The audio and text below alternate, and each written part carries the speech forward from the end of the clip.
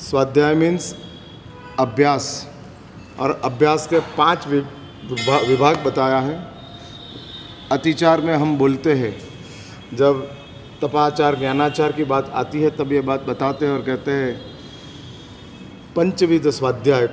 कौन सा प्रकार का? 5 प्रकार का स्वाध्याय है। और शास्त्र में बताया वाचना, पृच्छना, परावर्तना, अनुप्रेक्षा, धर्मकथा।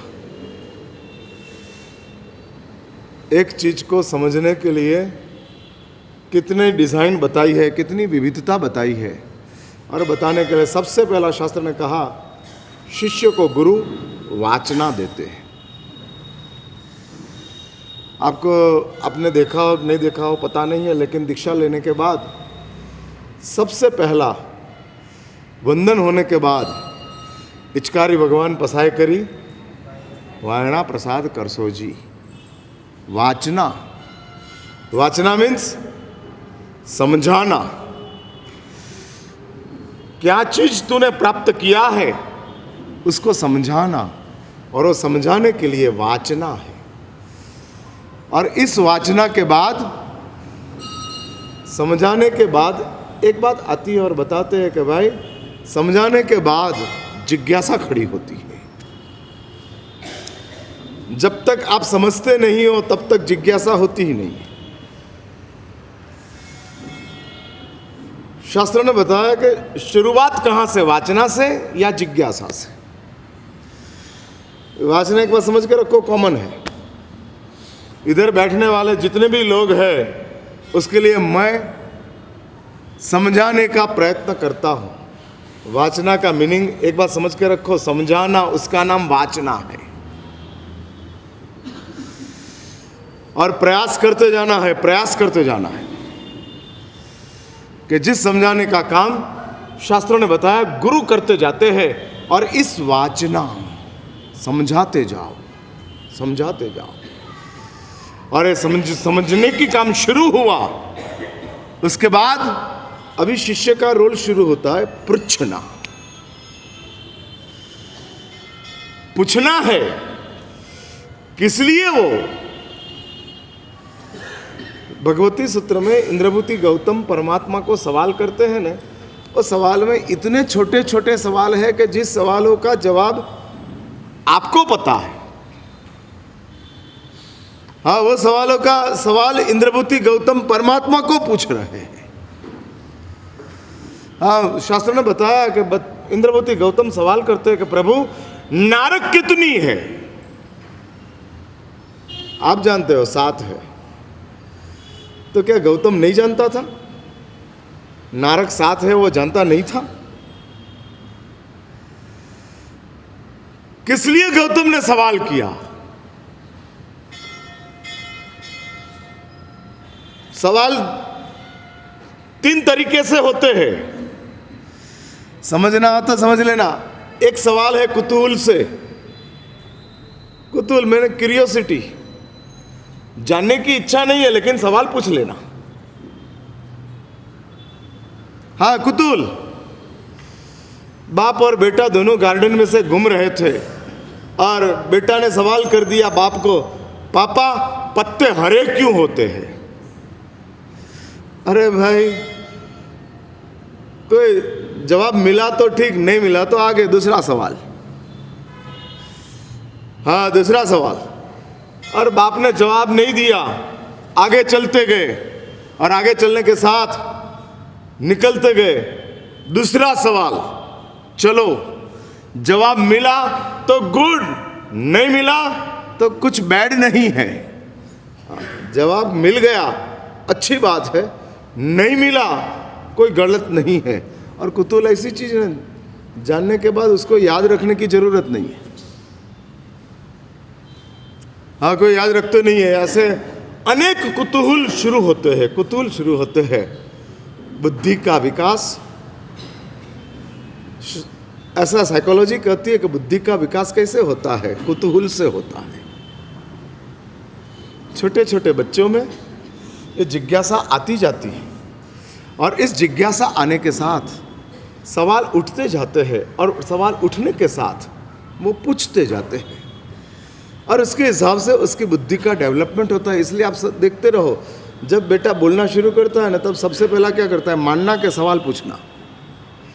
आपका अनुभव है, आपने बेटे को बड़े किए हैं, इसलिए मैं पूछ रहा हूं कि सबसे पहला बेटा को सवाल पूछता है कि मान लेता है?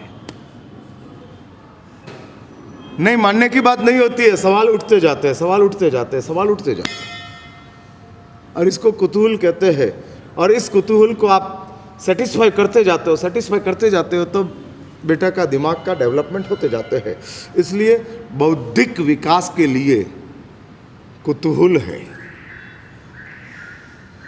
लेकिन आध्यात्मिक जगत में बौद्धिक विकास जरूरी नहीं है।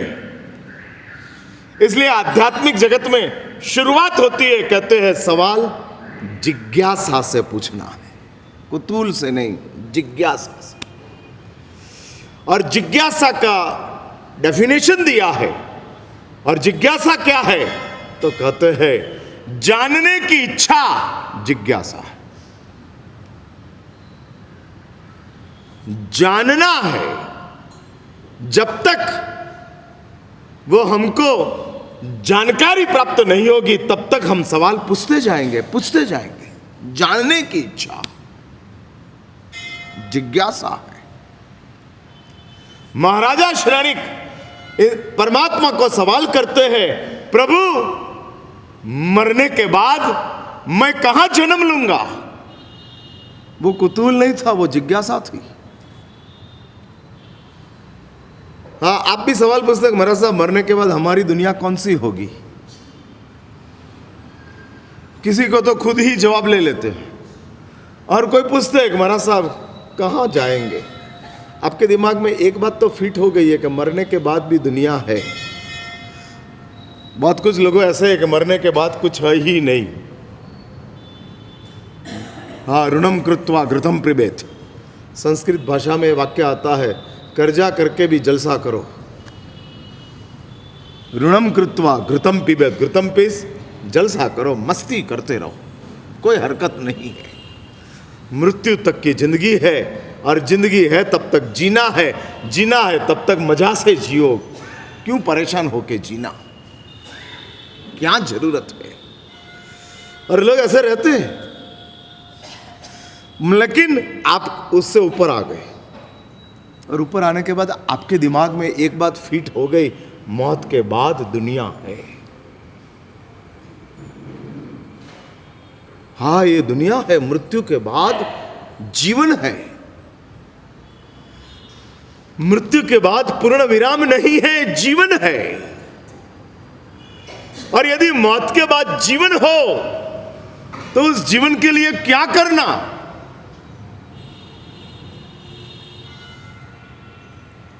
एक बात आपको पता है, आप जानते हो, वर्तमान भावी का कारण है।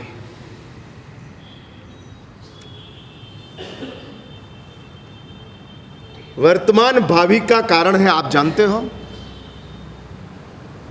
हाँ, आज उपवास क्यों करना? आज के लिए कि कल के लिए? आज 14 से ना लोगों ने उपवास किया, प्रतिक्रमण करेंगे। क्यों?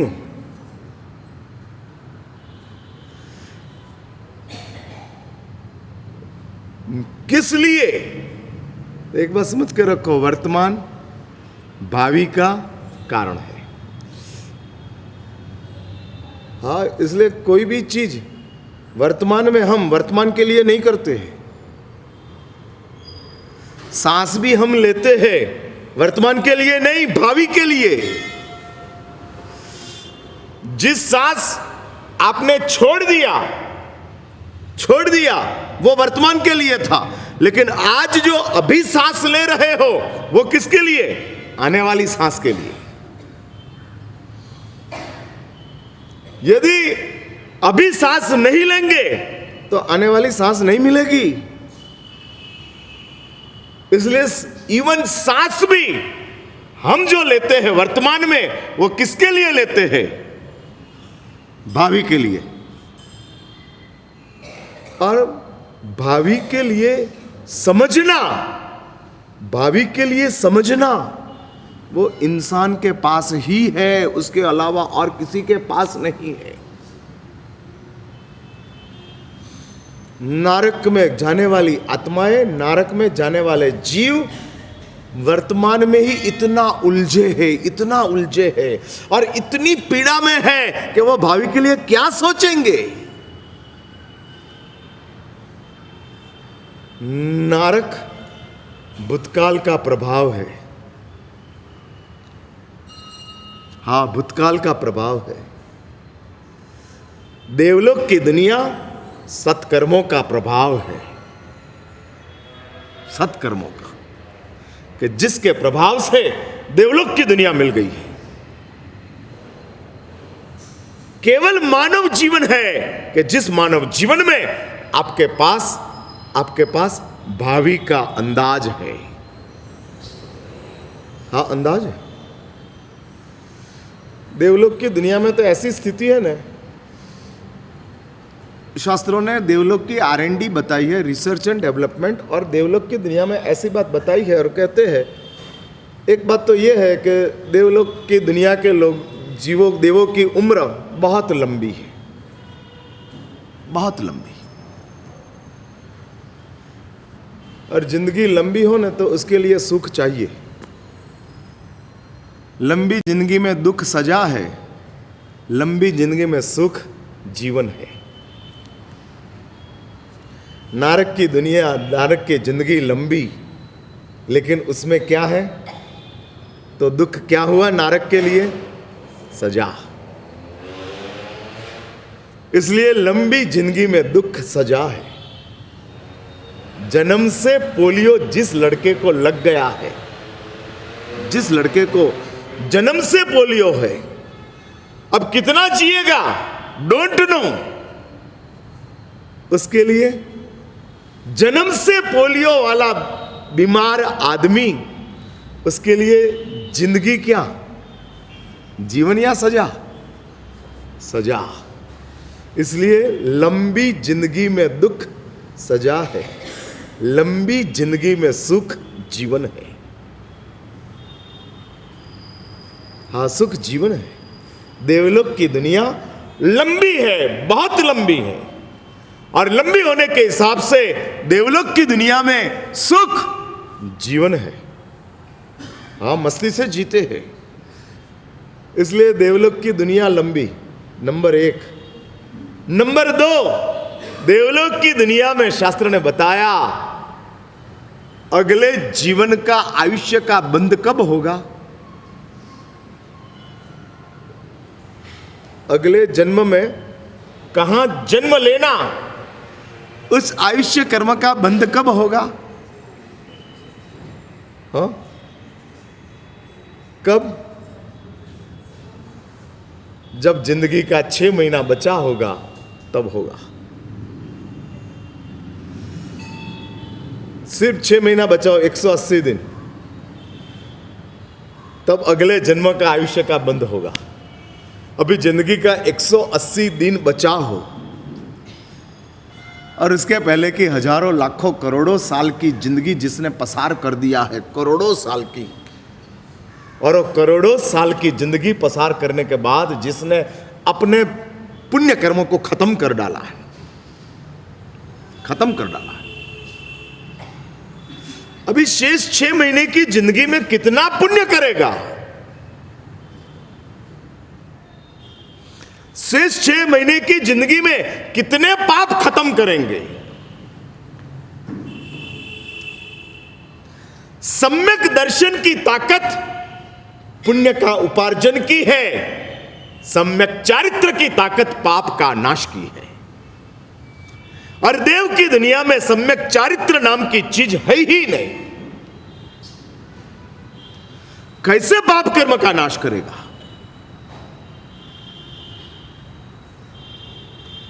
सुबह के समय में आप प्रतिक्रमण करते हो, सामायिक करते हो, अरे हाथ जोड़ के पचखाण लेते हो, वो चारित्र है। नवकारशी का पचखान छोटा है, लेकिन नवकारशी के पचखान के पीछे जो चारित्र आता है ना, वो बहुत बड़ा है, बहुत बड़ा। आपको पता है फटाके होते हैं ना, फटाके, उसके आगे एक छोटा सा क्या रहता है, बाट रहती है। वो बाट कितनी छोटी है?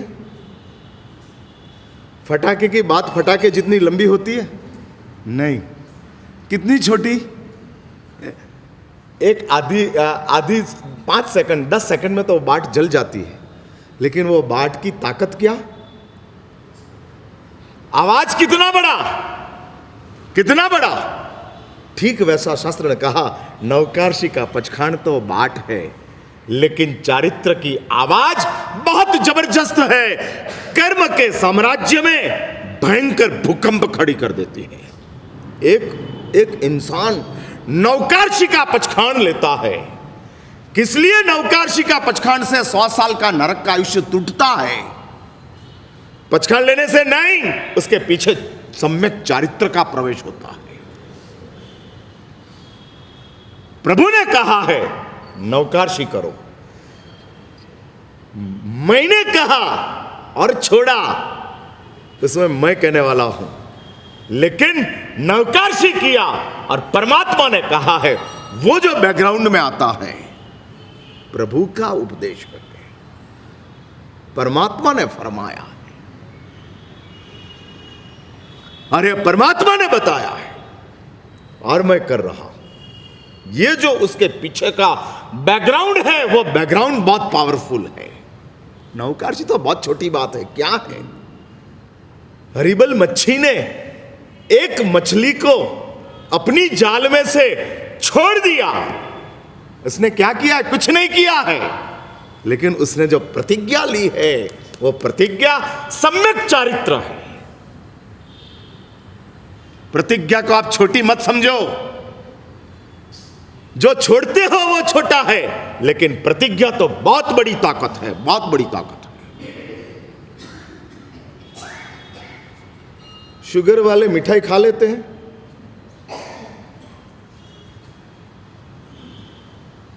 लेकिन जिसने शक्कर की प्रतिज्ञा ली है वो मिठाई खाएंगे? नहीं खाएंगे। बीमारी को भी ओवररूल करने की ताकत आसक्ति की है, लेकिन प्रतिज्ञा में भंग कभी नहीं होगा। जिस बीमारी से आप डरते हो, उस बीमारी को भी ओवररूल कर देती है कौन? हमारी आसक्ति, हमारी आसक्ति, हमारी लालसा। ठीक है, अभी आधा टुकड़ा काजू कतरी का खाया तो क्या हो जाएगा, और खा लेते हैं। और सिर्फ मरा साहब आधा ही खाया है, कोई ज्यादा नहीं खाया है। हाँ, हम अपनी लालसा को सेव करने के लिए कितनी अच्छी तरह से प्रेजेंटेशन करते हैं, कितनी अच्छी तरह से। आधा, अरे भाई तेरे को 500 डायबिटीज है, 500। हाँ, और वो डायबिटीज वाले को मैं कहूं रात को खाना छोड़ो, मेरा साहब डायबिटीज का मरीज हो, खाना ही पड़ता है। हाँ, रात को खाने में डायबिटीज काम का है, और मिठाई छोड़ने में डायबिटीज में समझ है। आधा टुकड़ा खाया उसमें क्या हो जाएगा? हम लोग कितने बदमाश है, हम लोग कितने बदमाश है। देखो, मैं ये सब चीज एनलार्ज करके इसलिए रखता हूं कि आपकी शाहूकारी का भ्रम में से आप निकल जाओ। हम मानते हैं हम लोग तो बहुत जेंटलमैन है, हम लोग तो धार्मिक है। वो आपके दिमाग में जो इल्यूजन चल रहा है ना, भ्रम, उसको दूर करने के लिए मैं ये सब चीजों को थोड़ा विस्तार से आपको समझा रहा हूं। कितनी हमारी बदमाशी। तिवियार का पचखान नहीं लेना है और काजू कतरी खाना है, पचखान का भंग हो जाएगा। डायबिटीज का मरीज हूं, और हम भी चुप हो जाते हैं। हाँ, बेचारे को डायबिटीज है। समाधि के लिए कभी कभी शुगर कम हो जाती है तो खाना पड़ता है, और खा लेते हैं। हाँ, ये होता है, लेकिन वही बात जब लालसा आई तब छूट जाती है। हाँ, बच लेते हैं। मेरा यह कहना है, इस संसार में जो प्रतिज्ञा है कि जिस प्रतिज्ञा की ताकत शास्त्रों ने बताया बहुत पावरफुल होती है, जबरदस्त ताकत है। क्यों ताकत ज्यादा है? एक रोटी बिना घी की खाना, अभी उसमें कौन सी बड़ी प्रतिज्ञा है? कौन सी बड़ी? लेकिन एक रोटी बिना घी की खाने की प्रतिज्ञा घी वाली रोटियों का खाने का पाप से हमको बचा लेती है। क्यों बचा लेती है? क्योंकि उसके पीछे सम्यक चारित्र है। और यह बहुत बड़ी ताकत है, बहुत बड़ी ताकत है। नवकार्षी के पचखाण एज सच देखो, कोई ताकत नहीं है। अभी जगने के बाद 48 मिनट खाना बंद किया, उसमें कौन सा बड़ा पराक्रम किया? लेकिन उसके पीछे, और इसलिए शास्त्रों ने कहा सम्यक चारित्र की ताकत पाप का नाश की है। हाँ, इसलिए प्रतिज्ञा के साथ प्यार रखो, डर मत रखो। हम प्रतिज्ञा से डरते हैं, पापों से प्यार करते हैं। हाँ, पापों से प्यार, प्रतिज्ञा से डर। कितनी बड़ी! रेस्क्यू वाले से डरते हैं और डूबने में खुश है। हाँ, रेस्क्यू टीम में कोई आया और हमको बचाने के लिए प्रयत्न किया, उससे हम भागते हैं, और जिधर हम डूबने वाले हैं उससे हम प्यार करते हैं। प्रतिज्ञा, एक बात लिख के रखो, रेस्क्यू टीम है, बचाने वाली है। आप हाथ जोड़ते हो और आप प्रतिज्ञा लेते हो, उसके साथ समग्र ब्रह्मांड में एक मैसेज जाता है, समग्र ब्रह्मांड में। और ये मैसेज बहुत जबरदस्त है, बहुत जबरदस्त है। हाँ, और ये मैसेज समग्र ब्रह्मांड में पहुंचता है।